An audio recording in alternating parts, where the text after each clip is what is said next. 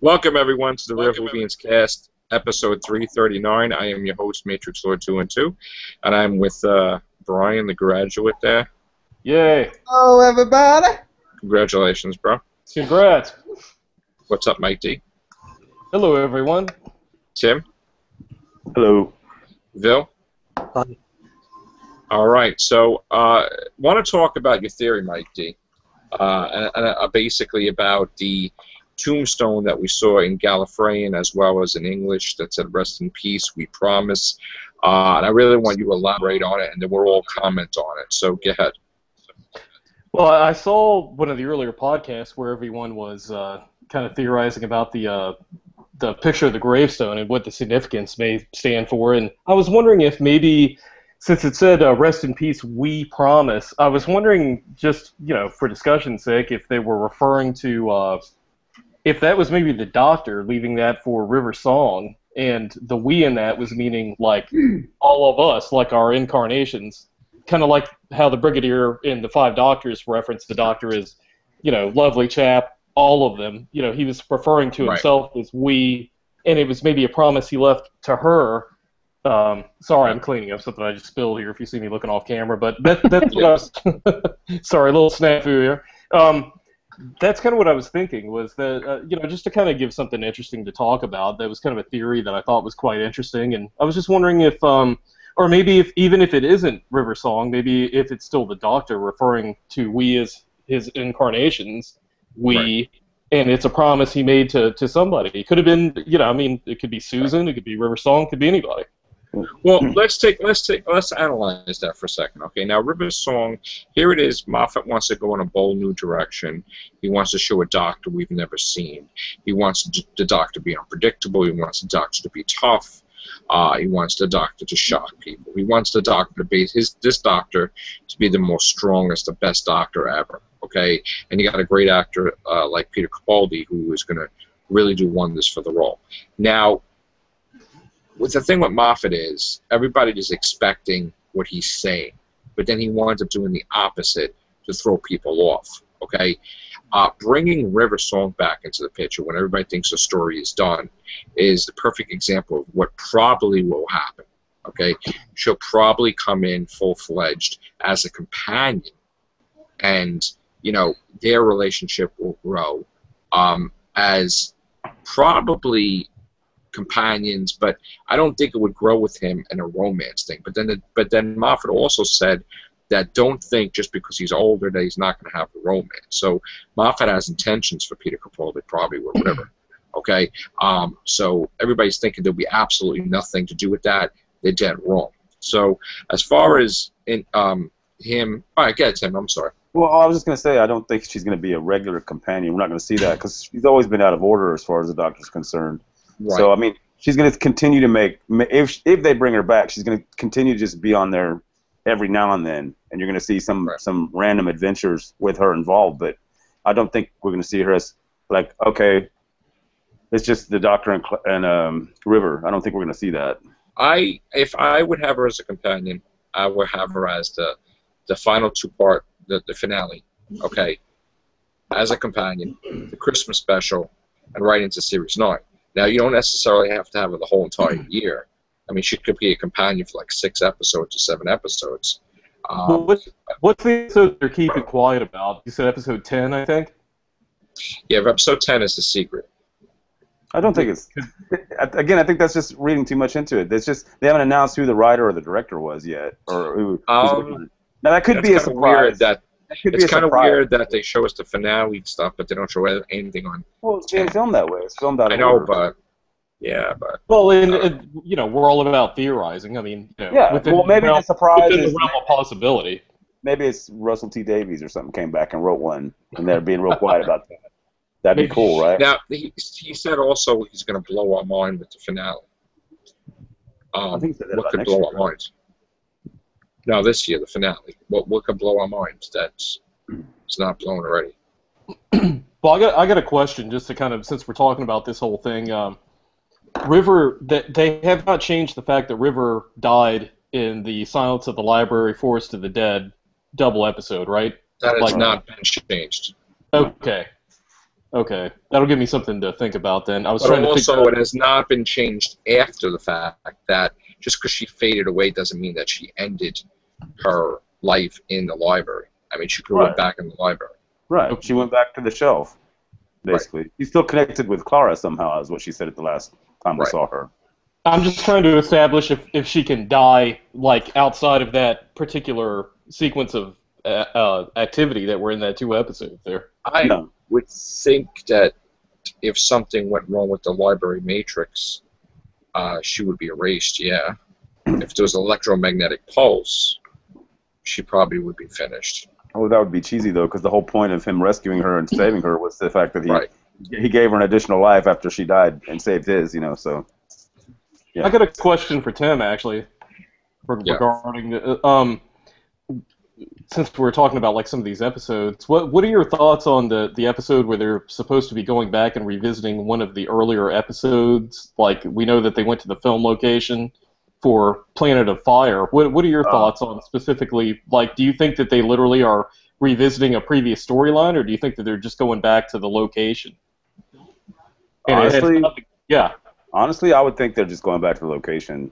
Okay. And that it got garbled in the media like everything does, and that everybody thought, oh, they're revisiting Planet of Fire, which why would they? That's an 80s episode it's not a great, it's not bad either, but I mean, they wouldn't go back to visit those people or that incident or those circumstances, I don't think, in this current modern series. So there you go. I mean, yeah, I don't know enough about it. I mean, I'm at the point now where I don't even want any spoilers. I just want to let the series unfold in front of me and enjoy it for what it is. So Cool. Thank you.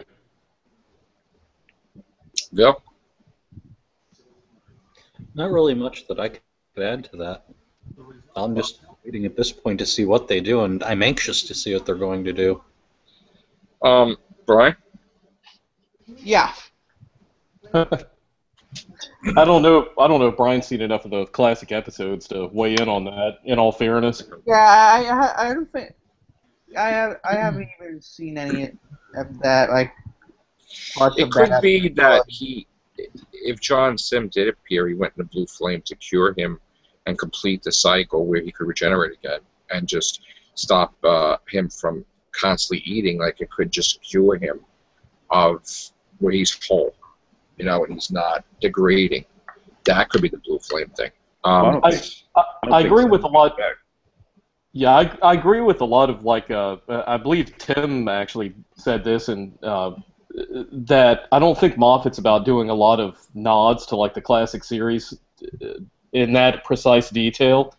I was really wondering if they were revisiting, like, a classic episode, meaning, like, not to get too detailed, but, like, maybe they went to, like say, for example, the planet Androzona, where Peter Davison's doctor regenerated. Oh, Androzani or whatever? Yeah, like, for example, like, they were just going back to the planet, and that was where the old episode kind of ended. Like, the planet they filmed Planet of Fire in was actually called Sarn on the show, S-A-R-N. And Yes. that was, it was just, I don't see there being any viable sequel to that, especially not, some 30 years later. Well, although Turlo left with his people on Tryon, right, with in that episode. So, yeah, but anybody watching the show today that's not a Doctor Who fan doesn't know who Turlo was. I mean, that's the thing. Oh, come on, there's got to be a kick-ass Turlo contingent out there. Could it be? Not really. But could it be connected with the Black Guardian? That's another thing I can't see them revisiting either, because it was just so silly when they did it last time. I mean, guys really walk around with crows on their heads. I mean, it's just like. Could the Capaldis be related to the Black Guardian type of thing? The other facial, like the White Guardian, the Black Guardian, somehow? No? So don't forget the Black Guardian and the White Guardian looked exactly alike. Yeah, wasn't that Valentine Dial, the same actor? Yeah. No, they didn't look exactly like them. The problem with the original concept was that when you saw the Black Guardian, we knew as an audience that it wasn't the same guy that introduced the run of episodes. And the Doctor was fooled into thinking it was at first. So, whatever happened to Maldrin? Is he still undead? Mordrin was killed due to the energy of the two brigadiers from the past and the present touching, and that being the amount of energy of over 6 regenerations. So that killed them all, yes. Yeah, I was just curious if this reference to like the location or revisiting like an older episode, if they what they mean by that, if the detail was like they technically were revisiting the story and picking up from there, or if they were just revisiting like like the same rock quarry that they shot for like so many episodes during several seasons. None of the stories really had any running theme. They just happened to be shot in the same. Hey, we need another world looking. With a crazy background, so we're going to go to the If same I would rock quarry. revisit any episodes, I would revisit City of Death because I would love to see how the Dragonoth, there was like 12 other cells to count Scorleone and stuff. So I would love to see a present day incarnation of him, of the Dragonoth, trying to do something where I would definitely love to see that. And his connection also with was it Sutek from Pyramids of Mars, because they showed in City of Death that he had a hand in building the pyramids, so he could have been one of the ones that imprisoned Sutek in that thing. So, or that could have been Lord and Master. Right. But he was defeated, wasn't he? Well, he was, but he wound up going into that he was going through that portal thing, but then the thing exploded and he got. I'm talking about Sutek, right? Is that how Sutek's right? I think. Same thing with the Jaggerath. He appeared back in present day, and then he's like, "Don't destroy the device." He destroyed it, and then he zapped out of time. I don't know where he went. So. Well, the thing is, he could run into the Jaggerath because the Jaggerath was splintered, and he was all over time and space. So I mean, he could run into previous incarnations or maybe even future ones. I don't remember if maybe he got finished, but. Yeah, like he's kind of like what happened with Clara and the Great Intelligence in a way too, because here's the thing for you. That's supposedly influenced. Here's the thing for you. Now, Moffat says that the finale will be mind blowing, right? That we will not expect it. What if the episode where I thought he was talking about next season? No, this season. But what if the TARDIS shrinking is a glimmer of an overall bigger plot, bigger story, where for the first time ever, the Doctor visits some subatomic universe. Maybe just a story where you save the day with a simple purple pill. Yeah. Nexium. No, but what I'm saying is like they never. Like you always seen in the comic books, like Ant-Man and Psycho-Man, and they would shrink down into this micro-universe or something, and it's been on everything. It's been on Mork and Mindy. It's been on different things where they was like, in a whole other universe, subatomic particles, like really small. So what if there's like a thing where the TARDIS shrinks down with them in it to this whole other universe that they didn't even realize existed, and they find that one of his villains is running the whole universe, like the Daleks or something. It's just like ruling over all, and it'll be a new thing to explore. That besides traveling in time and space, he travels through subatomic atoms, like different sizes. The TARDIS could travel to a whole new playground of things to explore. And that would be a big distraction away from Gallifrey because it's. Well, it'd just be a one episode, wouldn't it? Are you talking about kind of like how he slipped into the E-Space trilogy, where you had like several episodes? Exactly. Yeah. A whole season on it. But that's been done already too, hasn't it? Like with Planet of Giants and then the one we were talking about today, the Invisible Enemy. They shrink the clones down and inject him into the Doctor's brain. So they run around inside his brain for a while trying to sort out that nucleus thingy. So it's still, but it's never been where the TARDIS was. For more than one. It's like another universe type of thing. Also, there's the other storyline from Battlefield where, at some point in time in the future, they call the Doctor Merlin, and in an alternate dimension, he imprisons Morgan Le Fay in some type of ice thing, and his companion is the guy that's the knight. What's his name? They know what the TARDIS looks like. The universe where they have laser guns and sorcery mixed, Battlefield Seventh Doctor's story. Yeah. So in the future, he's supposed to be Merlin in an alternate dimension. Well, we do have the Robin Hood episode, but that's Robin and Sherwood, not King Arthur and Merlin. Yeah. Hmm. But we have the Valyard that was mentioned. We have the fact that he will become Merlin at one point in time in an alternate universe. There's a few different things that they can go in different directions. So you listen to the Valyard, the Big Finish audio for that? No, I'm talking about when they mentioned Valyard and name of Doctor. I was going to say I wasn't privy to anything on that. I thought maybe you were. Oh no, I did listen to the trial of the Valyard. Yes. Does that kind of change what we understand from watching the episode? No, because Not really. I don't recognize it as canon only because their whole thing on regeneration is completely false. Well, it's not just we thought that was canon, right? It's not a question of canon or not canon when it comes to these things. It's just Big Finish isn't really allowed to do any major changes in the Doctor Who universe. They kind of fill in some blanks and stuff if you want. They put stories here and there in between other stories. They don't really have monumental changes. At least up till now, it is kind of cool that they're getting the Ronnie back before the TV series. I like that. But they also brought back a new Romana too. So. Yeah, they did that. I mean, they have to run everything by the BBC version before they can actually do it. I mean, so in other words, they've got somebody that works for the BBC that reads the Big Finish scripts before they can and gives them a go-ahead whether or not they can do it. Why don't we give Charlie a chance to... Charlie, do you have anything to say on the subject? First, I thought for the Big Finish, I thought only 8th Doctor was considered canon now. Yeah, that's what I thought. That the 8th Doctor was only the one. I don't think they're going to consider any like the 4th Doctor and stuff canon. Only 8th Doctor because we don't have any 8th Doctor TV shows. Well, I mean, you can consider canon if you want. I mean, that's what I mean. That's what I'm saying. It should be that if it's a good story, there's no reason to disregard it by saying, oh well, that's not canon, which a lot of people do. I just feel like Doctor Who is so big that. And you've got so many versions of it that if you like a story, then go for it. I mean, you don't have to like try and tell somebody else, "Oh, don't do that. It's not canon." You know what I'm saying? I wouldn't be the type to say, "Hey, that's not real."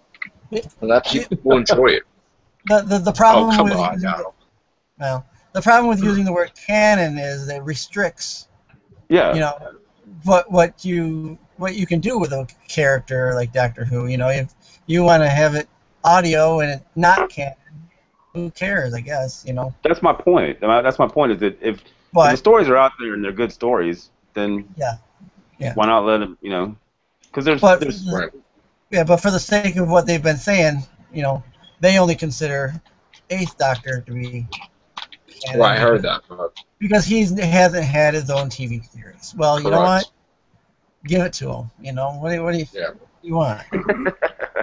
Well, but then that would also mean the Master thing that they're doing is canon too. Fine. The BBC doesn't want to spend money, but yet they'll spend money elsewhere just to be, dicks, I guess. Hey, I don't know. Brian? Yeah, Joe. Anything you want to elaborate? Your crown looks tight and heavy. Yeah. It's high and tight. No, not really. I mean, I haven't heard anything on like the audios and everything, so not really. Okay. I've only listened to a lot of the 8th Doctor myself, so. I mean, I would like to listen to maybe the 8th Doctors, considering those are like canon, since they said in the prequel. The Monk. Hey, Monk. Hello. How are you, Jimmy? Okay. All right. Yeah, I would love to actually start listening to audio dramas for 8th Doctor, like all in a row. I think that's something that we should do too.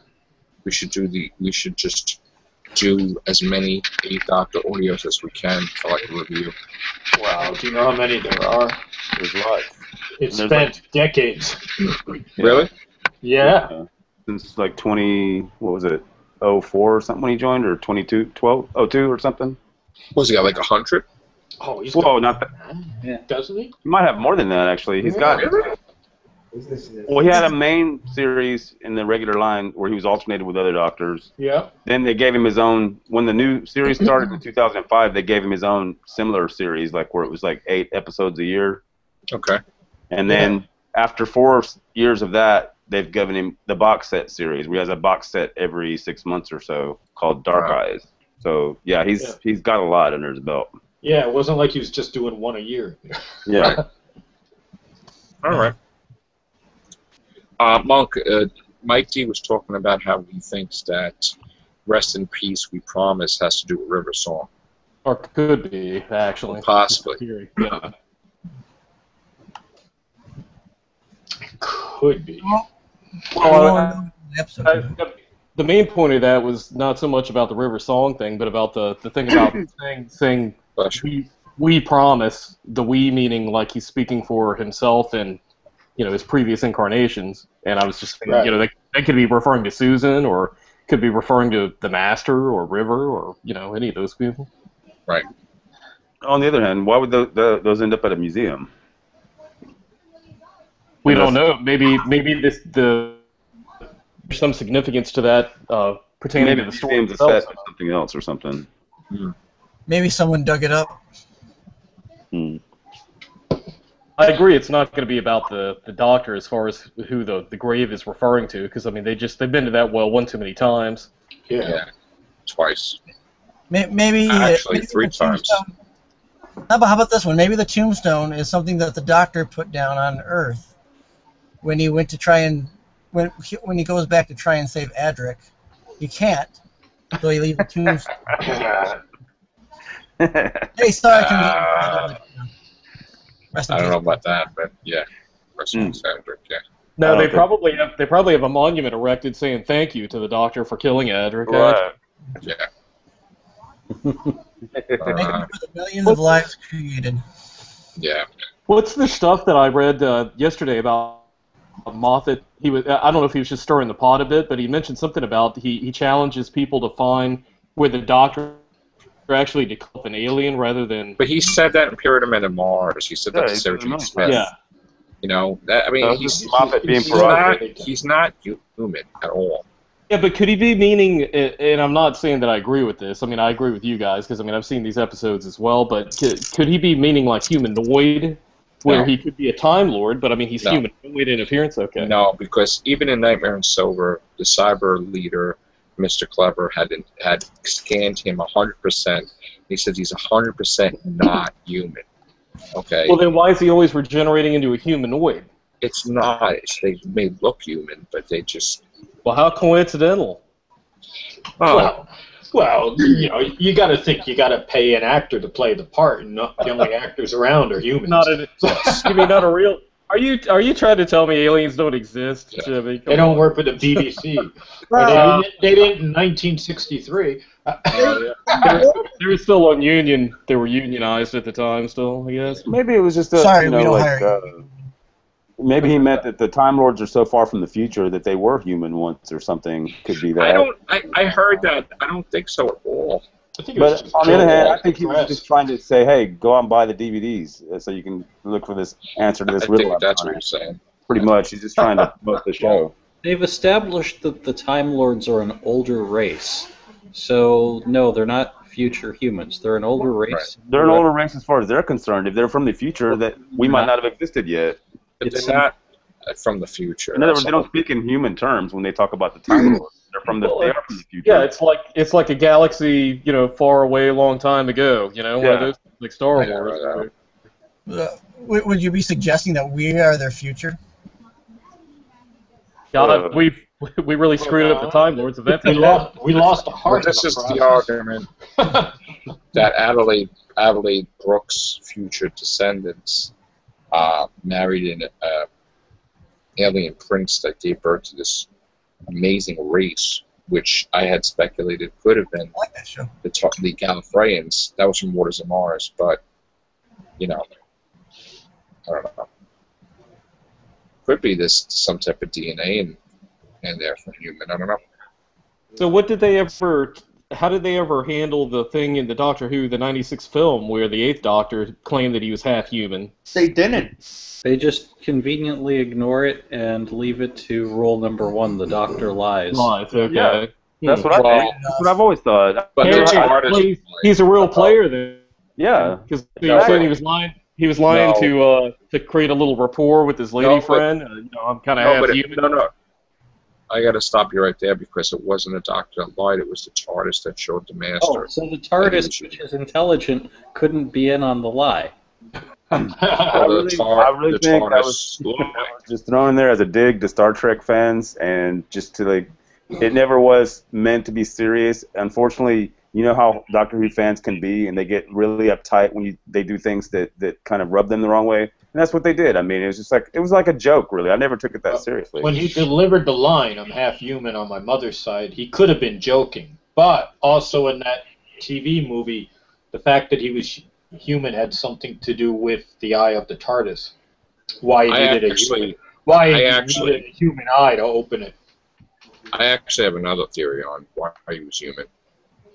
And that being that because they had operated on him, he was shot, don't forget. Okay, he could have been shot in the heart, in one heart. Okay, when they went to operate on him, whatever stuff was hooked into him had stopped him from regenerating, and he was declared legally dead. But stop right there. How many humans do we know have two hearts? You know. No, but here's the thing.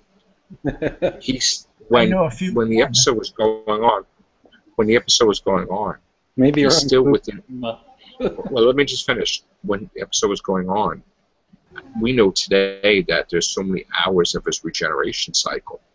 Could have been that by the end of the Eighth Doctor's first episode, he regrew the heart that was damaged and was a Time Lord.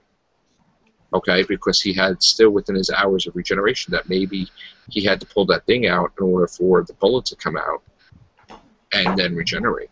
This is why, I hate the word canon, because, for a while there, a lot of people were saying, oh, well, that movie's not really canon, was it? It was made by Americans, and stuff like that. And, no, it was official Doctor Who that was just made, and it didn't really pan out the way they wanted it to. Technically, it was made by Canadians. Yeah. Yeah, that too. But my whole theory is that he was technically human until his regeneration cycle finished, and then it could have just regrew a heart. That's what I mean. And I think that would be the best explanation. And the TARDIS lying to the Master or whatever part of the lie could just have been to his benefit. Well, see, that theory is as good as any other. They just showed that he regenerated. Actually, technically, it wouldn't be a lie because the TARDIS showed him that he was human in that form, and the regeneration cycle wasn't complete because his memory was all screwed up too. So just like in the Gopolis and Castrovalva, when the Fifth Doctor didn't get his memory back till towards the end. I have a question. Question. Yeah. Have they ever said that the Master has two hearts? Has that ever come up? I don't think he's ever mentioned it, has he? I think so. They've never mentioned it, but Romana has mentioned that she has. I think all the Gallifreyans have two hearts. No, but I think they listened to his hearts, I think, or something like that. They heard two heartbeats. I can't remember. The thing I would ask then is, it wasn't until John Pertwee that they mentioned two hearts, correct? I think so, yeah. All right. What if during that regeneration from second to third, his heart fails or something, and he has to compensate, it grows a second heart during the regeneration? So that part of the Time Lords banishing him to Earth was that he had a heart attack basically to kick off his regeneration? Well, we don't know what happens to him in that whirligig of a vortex they sent him through. Right. I don't know. I'm just throwing that out. I mean, it's a story that started in 1963 that they've been made up as they've gone along, pretty much. So, yeah, I mean, when it started, he wasn't a Time Lord. No. It was only by luck that they decided. I think actually he started out with two hearts, and if you watch the episode Smith and Jones, when one heart is not working and he's like breathing, he's like, oh my God, you know, like, oh, not Smithson, was Shakespeare Code.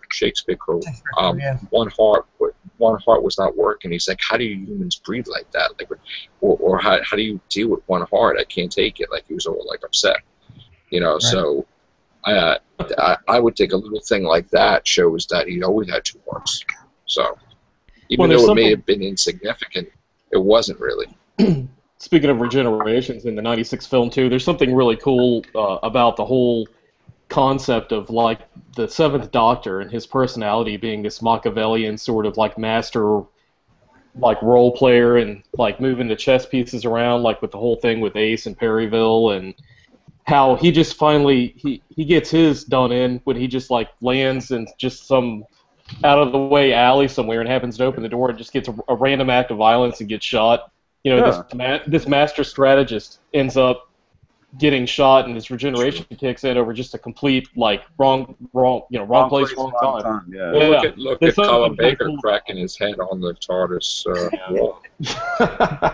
Well, that was damn Mel's fault. Screw her. Mel had him on that exercise bike with the carrot juice. I think he just had an allergy to carrot juice. Right. Too much orange. Bitch allergy. The two. Anything, Brian, you got for us? You should have choked Mel. Just like hanging out. Actually, I'm just I'm gonna go to bed because I'm really tired from today. Yeah, you had a big day. All right, bro. Yes, you did, bro. But Congratulations again, Brian. Yes, Brian. Congrats, buddy. Yeah, congratulations on your graduation, Brian. Good night, bro. thank you guys. I'll see you tomorrow or something. Yep. You take care. Bye. Later, bro. I'm ready for the Five Doctors sequel. Actually, I was thinking of something and it made me. I forgot. Why did I forget? Or not the Five-ish Doctors sequel. I should say. Actually, I'd like to see the Five Doctors sequel too. While we're at it, but you know. I think the Five-ish Doctor sequel is only going to be like 10 minutes, if that long. It's going to be for a children's. This is what I'm going to do. Special. Guys, I'm going to end this podcast. We're going to do an everything show in 2 minutes. 2 minutes. And then we may do another Whovians, okay? Wow. Because I forgot what I wanted to say. I'm going to remember it in like 5 minutes. And it was a big thing I was thinking in my head. So you know you got a show tomorrow at 1 to do, too. Yes, I know. Kind of like a full-time job now. Yeah, I know. Wow, how many jobs do I have? Crazy. All right, guys, see you in a bit. All right. Yeah, see you later.